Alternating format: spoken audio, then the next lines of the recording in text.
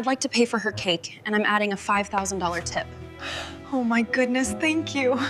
Thank you so much, sir. The afternoon sun filtered through the windows of Sweet Moments Bakery, casting golden patterns across the tiled floor. Olivia Foster stood motionless at the entrance, her hand resting on the brass door handle. Inside her canvas shoulder bag, 3 crumpled $5 bills represented the careful mathematics of her week. Rent had been paid, utilities were covered. The $15 was supposed to stretch across groceries until Thursday, when her paycheck would arrive from the university library where she worked. Tommy pressed against her side, his small hand finding hers naturally. At 7 years old, her son had learned to read her moods with uncomfortable accuracy. He knew when money was tight. He understood when she said they needed to be creative with dinner. Tonight would be pasta again, the 3rd time this week, but Tommy never complained. That fact alone broke something inside Olivia every single day. The bakery smelled like childhood dreams. Vanilla and cinnamon mingled with the rich scent of chocolate, creating an atmosphere that felt both welcoming and cruel. Tomorrow was Tommy's 8th birthday, and 6 months ago, during a moment of optimism, she now regretted, Olivia had promised him a real birthday cake from a real bakery, not the box mix from the grocery store that she usually doctored up with extra frosting, not the attempt she had made last year that had collapsed in the middle, leaving Tommy to bravely insist it tasted perfect while tears rolled down his cheeks. She had promised him something special. She had promised before Michael stopped sending child support 3 months ago, before her car needed $400 in repairs, before life had reminded her once again that promises were luxuries she could not afford. Ruth, the silver-haired owner of Sweet Moments, glanced up from behind the counter with a warm smile that softened when she recognized Olivia. The older woman had served 3 generations in this neighborhood and possessed the particular wisdom that came from witnessing countless lives unfold across her counter. She said nothing as Olivia approached, but her eyes held understanding. Tommy's attention had already been captured by the display case. Cakes of every description filled the shelves. A 2-tiered construction with fondant dinosaurs roaring across blue frosting. A castle complete with sugar glass windows and royal guards made from marzipan. A soccer ball cake so realistic that Tommy gasped audibly. But it was the spaceship cake that stopped him completely. Silver frosting gleamed like metal. Tiny astronaut figures stood on the surface holding a flag. A trail of white frosting simulated rocket exhaust sweeping dramatically down the side. Olivia saw the price tag before Tommy did. $58. The number might as well have been 5,000. She felt the familiar tightening in her chest, that sensation of walls closing in that had become her constant companion since the divorce. "Mom," Tommy whispered, his voice carrying a reverence usually reserved for Christmas morning. "Look at the spaceship." She knelt beside him, her hand gentle on his shoulder. Tommy wore jeans that were slightly too short, exposing his ankles. His jacket from last winter had grown tight across the shoulders. These were the things that haunted her during sleepless nights. The visible markers of not being enough. "It's amazing, sweetheart," Olivia managed, her voice steady, despite the pressure building behind her eyes. "But remember what we talked about? We need to find something smaller." Tommy's face fell, but he recovered quickly. Too quickly. That resilience, that immediate acceptance of disappointment, was something no child should master. "That's okay. Maybe just something with chocolate. Chocolate's my favorite anyway." Olivia stood and approached Ruth, acutely aware of a man in an expensive charcoal suit who had entered the bakery moments earlier. He stood near the coffee station, ostensibly examining the menu board, but something in his stillness suggested he was listening. She pushed the thought away. Strangers did not matter. Only getting through this moment with her dignity intact mattered. Ruth Olivia began quietly, pulling the $15 from her bag. "I need a birthday cake, something simple with chocolate. This is what I have." Ruth's expression shifted, sympathy and calculation mixing, as she glanced at the money. The older woman had built her business on quality, and her prices reflected ingredients that could not be compromised. "Oh, honey, my smallest cakes start at $22. I do have day-old brownies. I could box up 6 for $10 and you could put a candle in them. 6 brownies. Olivia could arrange them on a plate. She could sing with enough enthusiasm to make it feel special. Tommy would smile and tell her they were perfect, because that was who he had become. A child who protected his mother from her own failures. 6 brownies would be wonderful, Olivia heard herself say, the words tasting like ash. Behind her, a throat cleared softly. The man in the charcoal suit had moved closer, though she had not heard him approach. Up close, he was striking in a way that had nothing to do with conventional handsomeness. His face carried lines that suggested someone who smiled often, but had also known profound sadness. His eyes, a deep brown that appeared almost black in the bakery's lighting, held an intensity that made Olivia instinctively protective. "Forgive me for interrupting," he said, his voice cultured but warm. "I couldn't help overhearing. I would very much like to purchase a birthday cake for your son." Olivia felt her spine straighten, pride flaring hot in her chest. "Oh, that's kind, but we're fine." "Thank you." The man nodded slowly, accepting her refusal with grace. But he did not move away. Instead, he looked past her to where Tommy still stood, transfixed by the spaceship cake. "Tomorrow's your birthday?" Tommy glanced at his mother for permission before nodding shyly. "I'm going to be 8. 8 is significant," the stranger said seriously, addressing Tommy with the same respect he might show an adult. "That's the year everything changes. The year you stop being little and start becoming who you'll be." He paused, then continued, "My name is James Holloway. When I was 8, my mother made me a birthday cake that was completely inedible. She had never baked before, and somehow managed to use salt instead of sugar. But I ate 3 pieces and told her it was delicious because I could see how hard she had tried." Tommy giggled, a genuine sound that cut through the tension. Olivia found herself unable to look away from this James Holloway, who spoke to children as though their thoughts mattered and who referenced his mother with a softness that suggested real love. "Mr. Holloway," Olivia tried again, her voice firmer. "Appreciate the gesture, but I don't accept charity from strangers." "I understand completely," James replied, meeting her eyes directly. "What if I propose something different? Not charity, but perhaps an exchange. I'm here because I was supposed to meet someone about a business matter, but they canceled. I have an hour with nothing to do and a genuine love of cake. If you would allow me to buy your son his birthday cake, you could keep me company for coffee next door and tell me about your work. I'm always curious about people's stories." It was so unexpected, so specific that Olivia faltered. She looked at Tommy, whose eyes had grown wide with hope. She looked at Ruth, who watched the exchange with interest. She looked at the $15 still clutched in her hand and thought about 3 more days until payday. About the pasta waiting at home, about the electricity bill that would arrive next week. Why? The question emerged before she could stop it. "Why would you do this?" James was quiet for a moment, his gaze distant. "Because someone once helped my mother when she had nothing. Because kindness is not charity, it's memory, it's gratitude given forward. And because that spaceship cake should belong to an 8-year-old boy who looks at it like it contains the secrets of the universe." Olivia felt something crack inside her, some wall she had built to survive daily humiliations. "Okay," she whispered. "Thank you." Tommy's shout of joy echoed through the small bakery as he rushed back to the display case.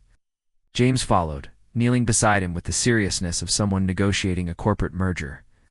Together, they examined every detail of the spaceship cake, while Ruth smiled and began preparing the order.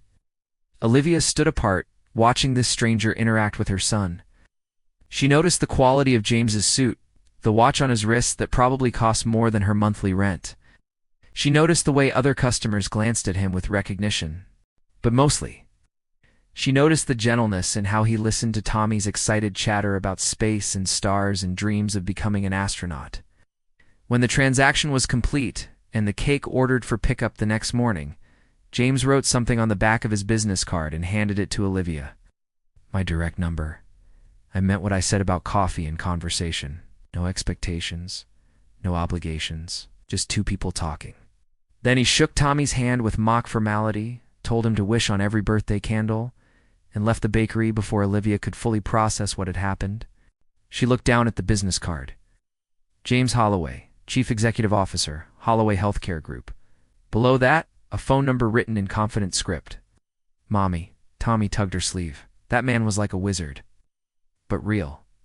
Olivia tucked the card into her bag, her $15 still in her hand. "Yes, baby." He was something like that. As they walked home through the autumn afternoon, Tommy chattered about his cake and his birthday and how he could not wait to tell his friend about the spaceship. Olivia listened with half her attention, the other half occupied by questions that would not quiet. Who was James Holloway really? Why had he been in a neighborhood bakery far from the business district? And what had she seen in his eyes that looked like recognition, as though he had not been helping a stranger at all, but rather seeing someone he once knew? Thank you for watching. If you enjoyed this story, don't forget to like, subscribe, and share your thoughts in the comments below. We'll see you in the next video. Tommy's birthday morning arrived with perfect autumn sunshine, the kind that seems made for celebration. Olivia woke early, her small apartment filled with the quiet that always came before her son's excitement. She had stayed up too late the night before, staring at James Holloway's business card and researching him on her old laptop. What she found left her more confused than anything. James Holloway wasn't just wealthy.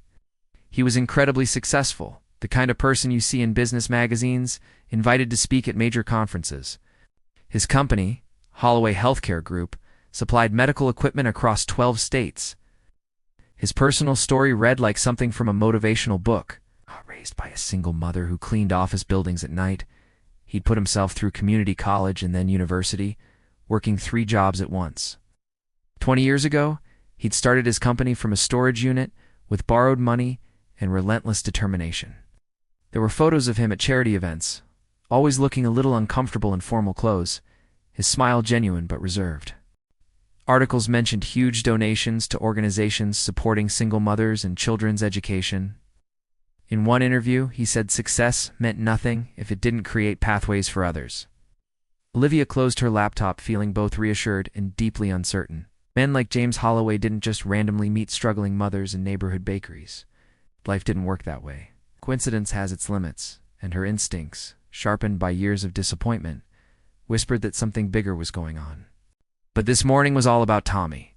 She pushed her questions aside and focused on making his birthday special within their reality. She had decorated their small living room the night before with discount store streamers and balloons.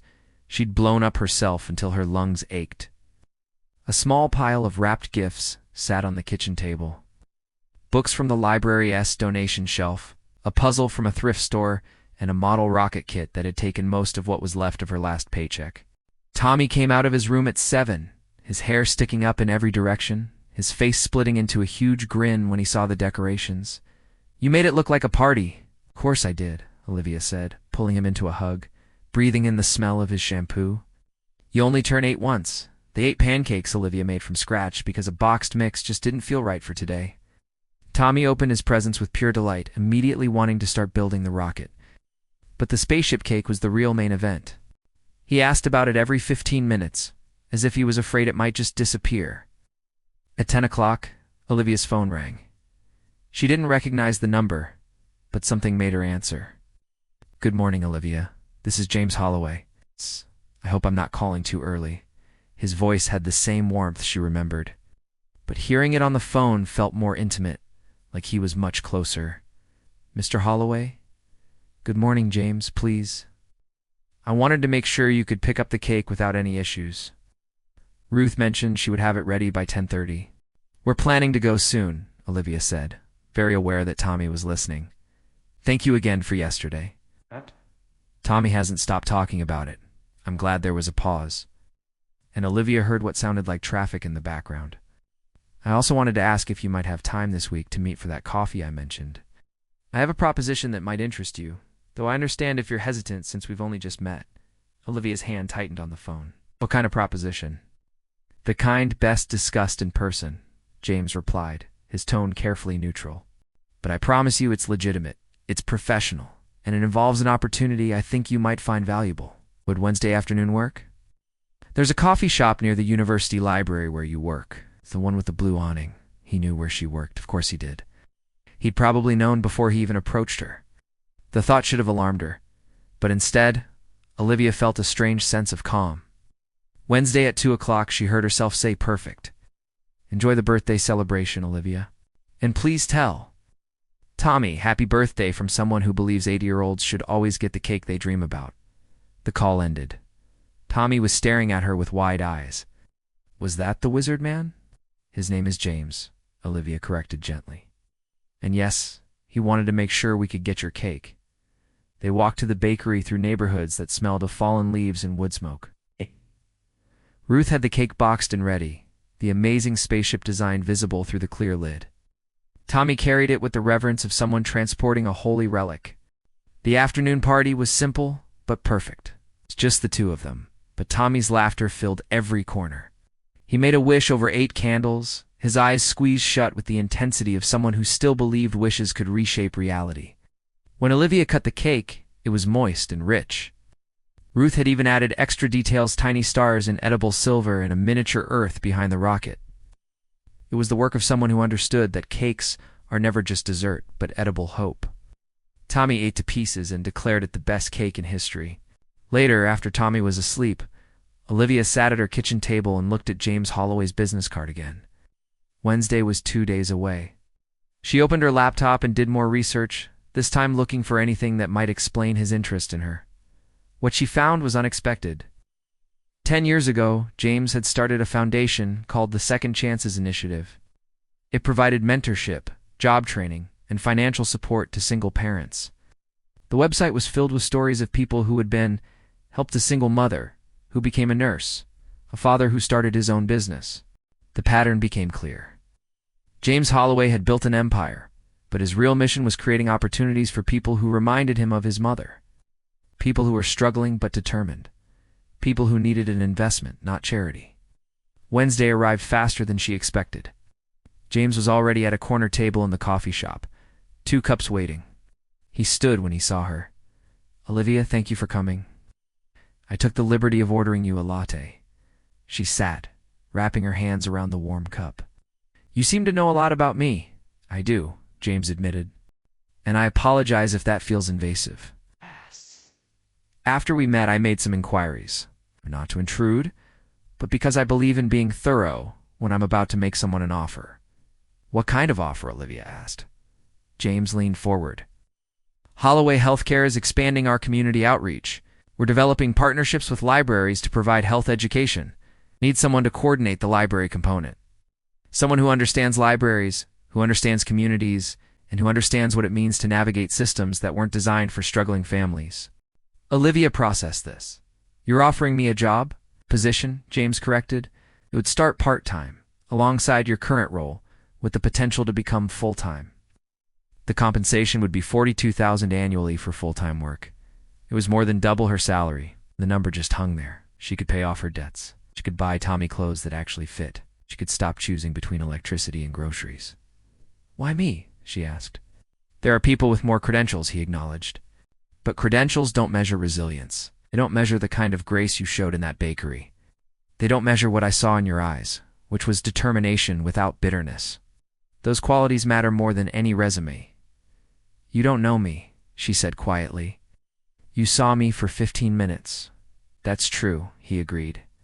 "Which is why I'm proposing we start small, part-time for 3 months. If it works, we discuss what comes next. If not, you walk away with 3 months of extra income." Olivia searched his face for a hidden agenda. All she saw was patience. "What do you get from this?" James paused. "When I was 12, my mother was fired. We lived on nothing for 3 months. I watched the strongest person I knew break. A woman named Margaret Chen gave my mother a job at her restaurant.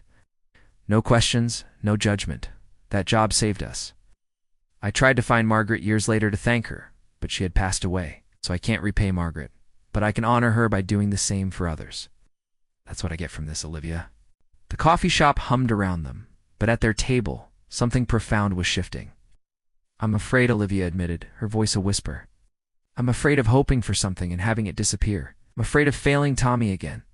"You haven't failed him," James said with quiet intensity. "You're raising a kind, intelligent child under circumstances that would have broken most people. That's not failure. That's heroism." He slid a folder across the table.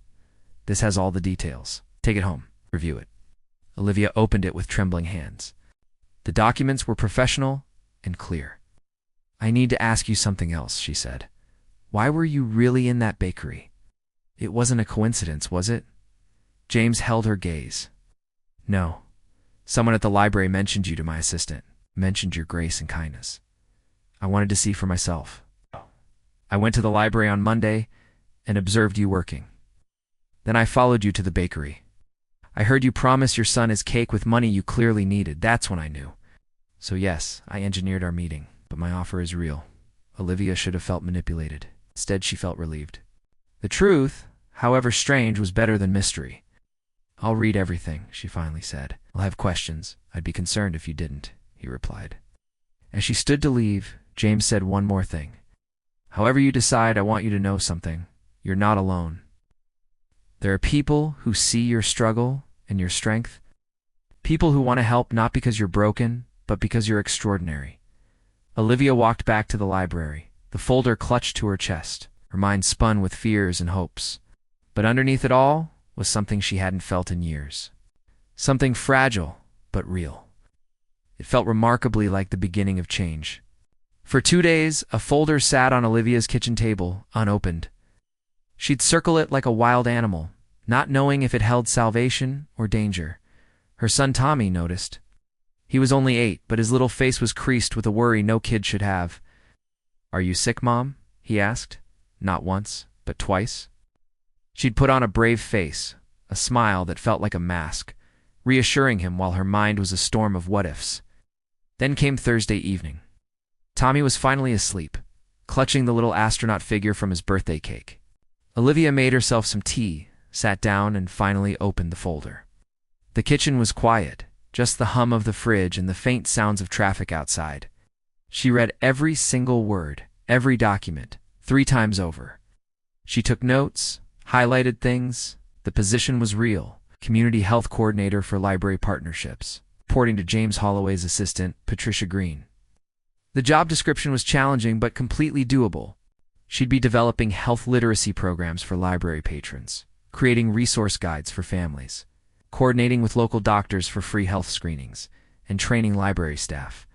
And the pay. It was more than she could have imagined. $21 an hour, 20 hours a week to start, with regular reviews. Health insurance after 90 days. Even funding for professional development and a flexible schedule. It was a lifeline. But it was the last document in the folder that made her hands shake. It was a letter, written in the same confident handwriting she'd seen on James's business card. It was from him, he wrote. Dear Olivia, if you are reading this, you have made it past the initial shock and are seriously considering this opportunity. I want to address what I imagine are your primary concerns. He knew. He somehow knew every fear swirling in her head, explained. First, this is not charity disguised as employment. The work is real and necessary. Our expansion into community health partnerships requires someone with your specific combination of skills and experience. You would be earning this position through your labor and expertise, he continued. Second, I understand the fear of dependence on an opportunity that might disappear. He had included a termination clause. 6 months' notice from either party, with 6 months' severance if they ended the arrangement.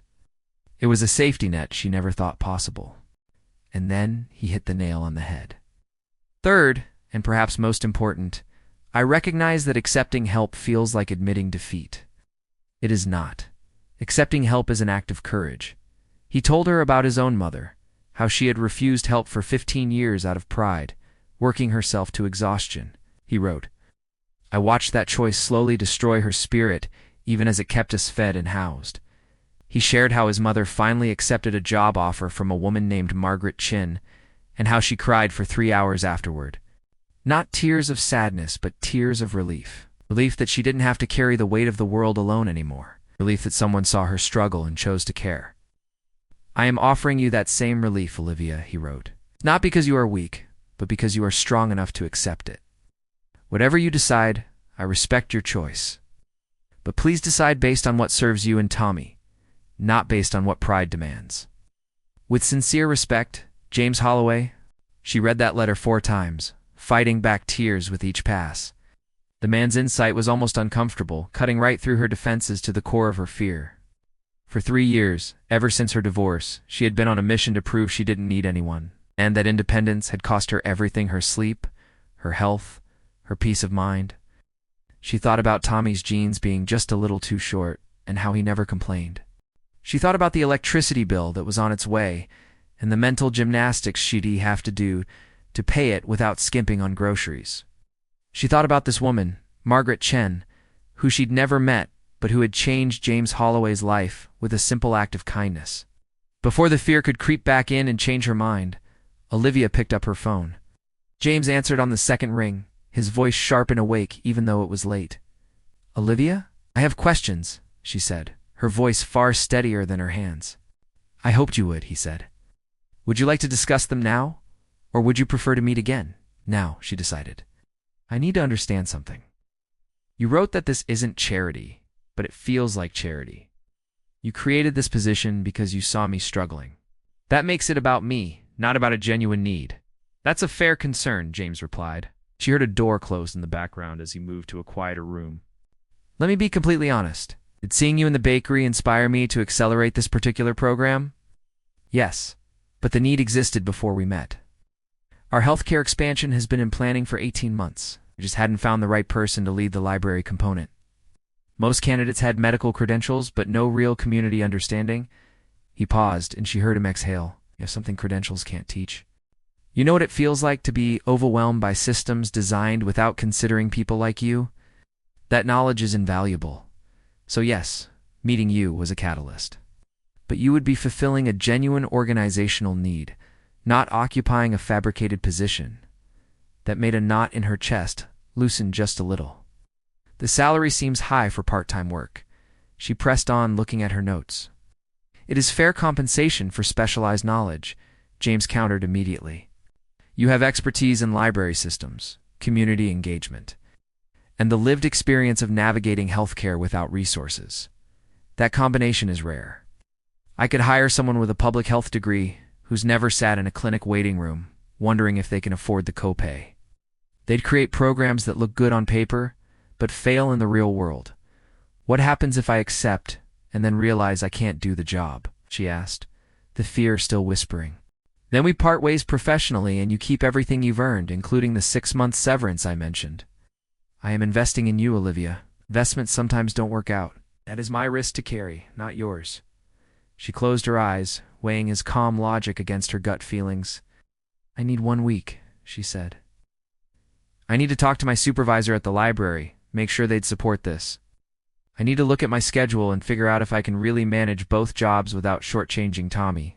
"Take 2 weeks if you need them," James said without hesitation. "This opportunity will not disappear because you are being thorough." A question just slipped out. "Why are you so patient with me?" Most employers would want an answer right away. There was a long silence on the other end of the line. When he finally spoke, his voice was heavy with meaning. "Because my mother said no to Margaret Chen's first 3 job offers. She refused out of pride, out of fear, out of the belief that accepting help would somehow diminish her. Margaret waited patiently for 6 weeks, calling once a week to check in, never pressuring, just reminding my mother that the opportunity was still there." "What changed her mind?" Olivia asked, her voice barely a whisper. "I got sick," James said simply. "Pneumonia. I needed antibiotics we couldn't afford. My mother had to choose between her pride and my health. She chose me. She always chose me, even when it cost her everything." Olivia's throat tightened. "How old were you?" Another pause, then his quiet reply. "Thanks so much for watching. If this story touched you, please give it a like and consider subscribing for more content just like this. We'll see you in the next one. 12. Old enough to understand what my mother sacrificed, young enough to feel crushing guilt about it. He'd told me.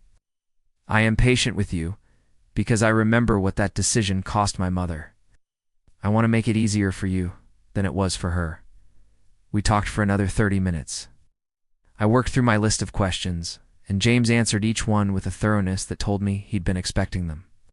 By the time we ended the call, my legal pad was covered in notes, and my fear had transformed into something more manageable. It was still there, but it wasn't paralyzing anymore. The next morning, I requested a meeting with Helen, my supervisor at the library. She listened carefully as I explained the opportunity, her expression shifting from curiosity to understanding to something that looked like pride. "Olivia, this is wonderful," she said when I finished. "Of course, we will work with your schedule. You've been one of our most dedicated employees. Seeing you grow professionally would bring me genuine joy." I was surprised by her enthusiasm. "You're not concerned about me being distracted or less available?" Helen smiled, a look that held both warmth and sadness.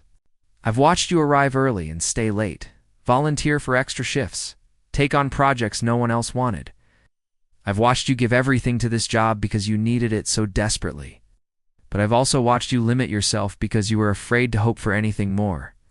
She reached across her desk and squeezed my hand. Someone is offering you a chance to expand your world. Take it. If it doesn't work out, you will still have this position and the knowledge that you were brave enough to try. Tears finally broke free, rolling down my cheeks. I'm terrified. Of course you are, Helen said gently. Terrified is how we feel right before we change our lives. That evening, sat my son Tommy down for what I had been rehearsing as a serious conversation. But before I could even start my prepared speech, Tommy looked at me with those wise eyes of his and asked, "Are you going to work with the wizard man?" I blinked. "How did you know about that?" "I heard you on the phone," he admitted. "I was getting water, and I heard you talking about a job. Is it with Mr. James? The one who got me my spaceship cake?" There was no point in pretending. "Maybe. Would that bother you?" Tommy considered this seriously. "Will you be happier?" The question pierced me. "What do you mean?" "You're always worried," Tommy said simply. "About money and bills and everything." You smile. But it's your worried smile, not your real smile. "Would this job give you your real smile back?" I pulled him into my arms, holding him tight while a wave of emotions washed through me. "When did you become so smart?" "I'm 8 now," Tommy said against my shoulder. "That's when everything changes. Mr. James told me." Over the weekend, I made my decision. On Sunday evening, I sent James a carefully worded email accepting the position. His response arrived within an hour, warm and professional, welcoming me to the team. Monday morning, a package arrived. Inside was a tablet computer and a note explaining it was for field work. There was also a second, smaller package addressed to Tommy.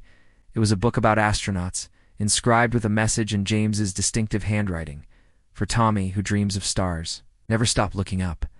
I held the book, overwhelmed. He had remembered a child's passion and cared enough to encourage it. I thought about all the ways kindness ripples through time, touching people who will never know the original source but carry the impact forward. 3 weeks later, I walked into the Holloway healthcare group offices for my first day. The building was all glass and steel, modern and intimidating. I felt completely out of place in my best suit, clutching my new tablet like a shield. Patricia Green, a woman in her 50s, met me in the lobby. "Olivia, welcome. James is in meetings, but he wanted me to get you settled. We're so pleased you decided to join us." The offices were beautiful. It's natural light, comfortable furniture, and real art. She showed me to a workspace near a window overlooking the city.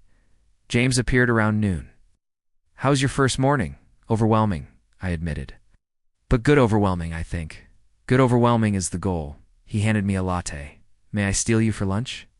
"There are some people I'd like you to meet." Lunch was in the building's cafeteria, which looked more like an upscale restaurant. James introduced me to 3 other program coordinators.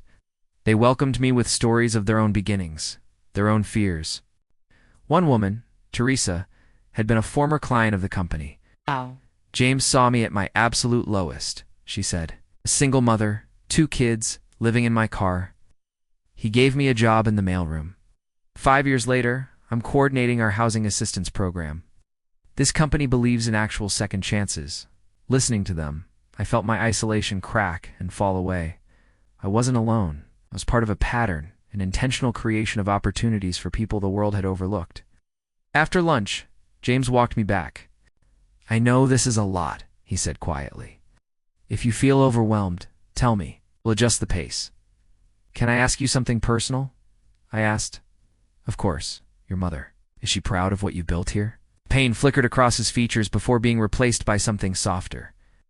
"She passed away 7 years ago, but yes, I believe she would be proud. She spent her life trying to help others. This company is my attempt to do the same thing, but with resources she never had." The weeks that followed were a blur of learning and growth. The work was challenging, exhausting, and more fulfilling than anything I had ever done. I discovered talents I never knew I had. Public speaking became easier. Program development came naturally, and Tommy thrived. With the financial pressure gone, I had more energy for him. We cooked dinner together, we read books before bed. The small improvements accumulated into a life that felt sustainable, not desperate. 3 months in, James requested a meeting. I arrived at his office with a portfolio of accomplishments and a strange nervousness. He reviewed my work in silence, then looked up. "Olivia, this is exceptional work. You've exceeded every expectation." Relief flooded through me. "The 3-month trial period is complete. Are you ready to transition to full-time?" I had been running scenarios and calculations for weeks. It meant leaving the library, committing completely. It meant trusting that this wasn't a dream. "Full-time," I heard myself say. "I want to go all in." James smiled, pure pleasure lighting his face. "I'm very glad to hear that."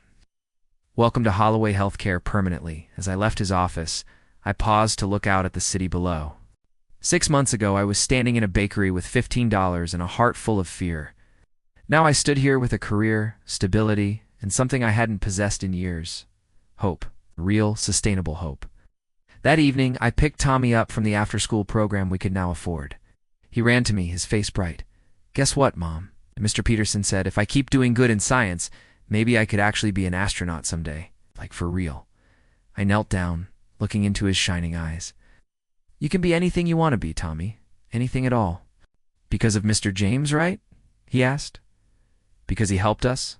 Yes, I agreed. "But also because you work hard and dream big and never gave up. And because you never gave up either," Tommy added seriously. "You're the bravest person I know." I pulled him into a hug. I thought about James and his mother, about the mysterious ways kindness moves through the world, about the choice I had made to accept help, despite my fear, to trust that the world contained more goodness than I had allowed myself to believe. That night, after Tommy was asleep, my phone buzzed with a text from James. "Thank you for trusting me. Thank you for being brave enough to say yes. Watching you flourish has been one of my greatest joys." Tears streamed down my face. But these were different tears. These were tears of release, of gratitude. I typed back a simple response. "Thank you for seeing me." The reply came immediately. "You were always worth seeing." I walked to Tommy's room, watching him sleep. Tomorrow, I would continue building programs to help people just like me. I would create pathways for others who stood in bakeries with impossible choices and hearts full of fear. I felt the weight of possibility, not impossibility. For the first time in years, it felt like the world was full of second chances for those brave enough to accept them. The spaceship cake was long gone, but its significance remained. It was a marker of the moment when everything changed, when $15 became enough because someone saw beyond the money to the love it represented. That, I think, is the only magic that truly matters. The only story worth living. Recognition and response, kindness and courage, investment and trust. Everything else is just details. Thank you for watching. If this story resonated with you, please like and subscribe for more content. See you next time.